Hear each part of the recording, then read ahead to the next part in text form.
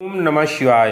हर हर महादेव। नमस्कार दोस्तों, मैं नित्यानंद पांडे आपके अपने चैनल नित्य साधना में आपका स्वागत करते हैं। तो दोस्तों, आज हम चर्चा करेंगे कार्तिक स्नान 2023 में कब शुरू हो रहा है और कब समाप्त हो रहा है। कार्तिक स्नान के जरूरी नियम क्या हैं। क्या कार्तिक स्नान अगर हम करते हैं तो व्रत करना जरूरी है। सुबह कितने बजे तक हमें स्नान पूजा कर लेना चाहिए। सूर्य को जल कब चढ़ाना चाहिए, पूजा के पहले चढ़ाना चाहिए, पूजा के बाद में चढ़ाना चाहिए। दीपदान कब और हमें कहाँ करना चाहिए। तुलसी पूजन की विधि क्या है। क्या अगर हम पहली बार स्नान करना चाहते हैं, व्रत करना चाहते हैं, तो कार्तिक महीने में कर सकते हैं या नहीं कर सकते हैं। कार्तिक मास की संपूर्ण और महत्वपूर्ण जानकारियाँ, जो भी आपके प्रश्न हैं, सब इस वीडियो में आपके प्रश्नों के उत्तर प्राप्त हो जाएंगे। तो दोस्तों, वर्ष भर में जितने भी हम पूजा करते हैं, पाठ करते हैं, दान करते हैं, हवन करते हैं, उन सब जो भी हम पूजा पाठ किए हैं, उन सब से कई गुना अधिक हमें कार्तिक मास के स्नान, पूजा पाठ और हवन से प्राप्त होता है। जो लाभ हमें मिलता है वह कई गुना होकर के हमें मिलता है। तो दोस्तों, कार्तिक महीना में आप जरूर, अगर व्रत नहीं भी रख सकते हैं, तो आपको स्नान, पूजा और जो भी आपकी सामर्थ्य हो वह दान पुण्य करना चाहिए, हवन करना चाहिए। तो दोस्तों, कुछ भक्त अश्वनी मास के शुक्ल पक्ष के एकादशी से, यानी पापा कुशा एकादशी से ही कार्तिक स्नान शुरू कर देते हैं। और कई भक्त ऐसे भी होते हैं जो अश्वनी मास की पूर्णिमा तिथि से शुरू करते हैं। तो अश्वनी मास की पूर्णिमा तिथि यानी 28 अक्टूबर को अश्वनी मास की पूर्णिमा तिथि है। इस दिन से कार्तिक स्नान शुरू हो जाएगा और कार्तिक पूर्णिमा यानी 27 नवंबर को समाप्ति होगी। यानी 28 अक्टूबर से कार्तिक स्नान शुरू हो जाएगा और 27 नवंबर 2023 यानी कार्तिक पूर्णिमा के दिन तक यह स्नान चलेगा। दोस्तों, यह कुआर महीने की 28 तारीख से स्नान आप कर सकते हैं। तो दोस्तों, इस महीने में आप अगर पवित्र नदी में, यानी गंगा नदी हो या कोई पवित्र नदी हो, तो उसमें अगर आप स्नान करते हैं, सक्षम हो और आपके नज़दीक हो, वहाँ जाने में समर्थ हो, तो आप जा कर के वहाँ स्नान कर सकते हैं। और जो भी दान करेंगे वह आपको कई गुना होकर के मिलेगा। और तुलसी की पूजा आपको कार्तिक महीने में अवश्य करना चाहिए। इससे घर में सुख, शांति और लक्ष्मी की प्राप्ति होती है।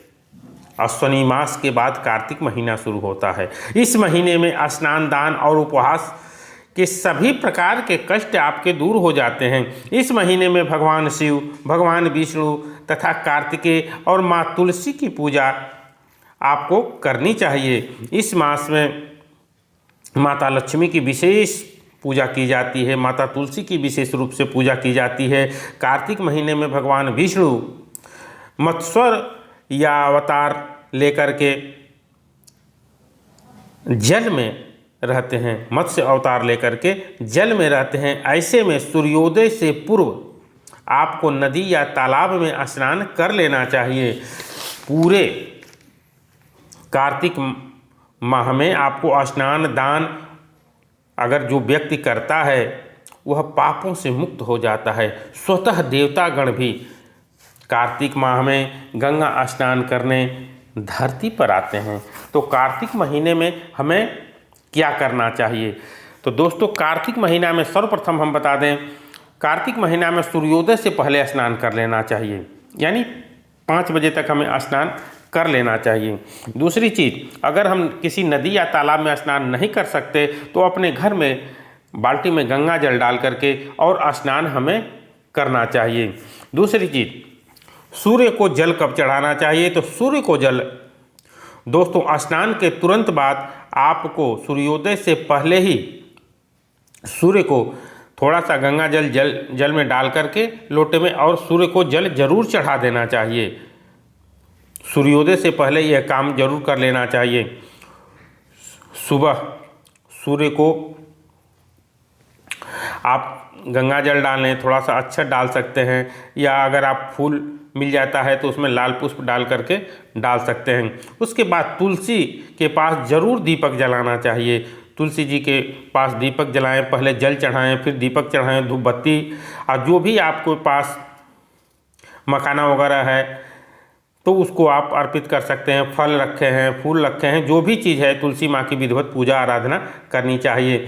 और माँ तुलसी की परिक्रमा जरूर करना चाहिए, 5 परिक्रमा 7 परिक्रमा जरूर करना चाहिए। अगर आप जगह नहीं है तो तुलसी जी के सामने खड़े होकर के आप एक ही जगह पर खड़ा होकर के परिक्रमा जरूर कर लें।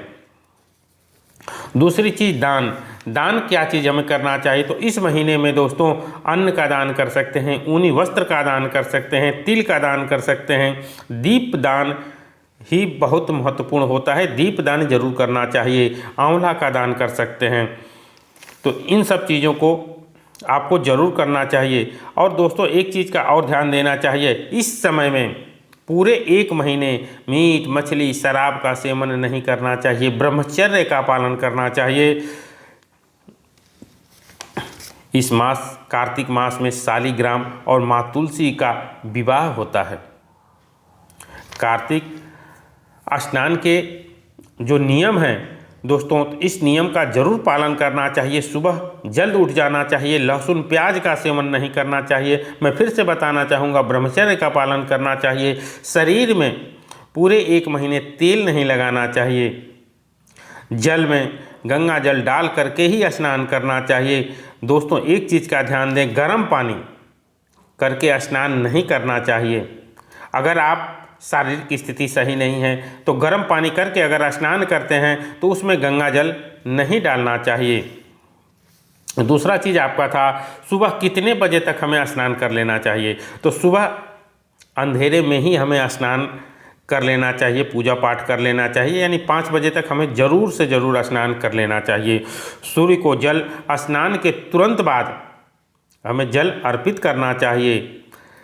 दूसरी चीज़, स्नान के बाद दीपक जरूर जलाना चाहिए। स्नान के बाद में हम तुलसी जी के पास दीपक जला सकते हैं, घर के मंदिर में दीपक जला सकते हैं, आंवला पेड़ के नीचे दीपक जला सकते हैं, केला पीपल के पास हम दीपक जला सकते हैं। एक चीज़ का ध्यान दें, तुलसी जी को जल आपको रविवार के दिन नहीं देना होता है, एकादशी के दिन वहाँ जल नहीं दिया जाता है, भोग नहीं लगाया जा सकता है। आप केवल दीपक जला सकते हैं, माँ का स्मरण कर सकते हैं। तुलसी जी के पूजन कैसे करने, तो पूजन के लिए जैसे मैं बताया हूँ, जल दें, वहाँ दीपक जलाएं, भोग लगाएं, और एकादशी और रविवार के दिन जो बताए हैं उन भोग लगाया जाता है और न माँ को जल चढ़ाया जाता है। इस चीज़ का विशेष ध्यान दें। कार्तिक स्नान मैं फिर से बताना चाहूँगा 28 अक्टूबर से शुरू हो रहा है और अश्विनी मास के पूर्णिमा से यानी शुरू हो रहा है और इसकी समाप्ति 27 नवंबर को यानी कार्तिक पूर्णिमा के दिन समाप्त हो जाएगी। और जो लोग पहली बार स्नान करना चाहते हैं, व्रत करना चाहते हैं, वह लोग व्रत रख सकते हैं। तो दोस्तों मैं उम्मीद करता हूँ कि सारे प्रश्नों के आपके उत्तर मिल गए होंगे। तो मिलते हैं कुछ ऐसी ही ज्ञानवर्धक वीडियो के साथ। धन्यवाद।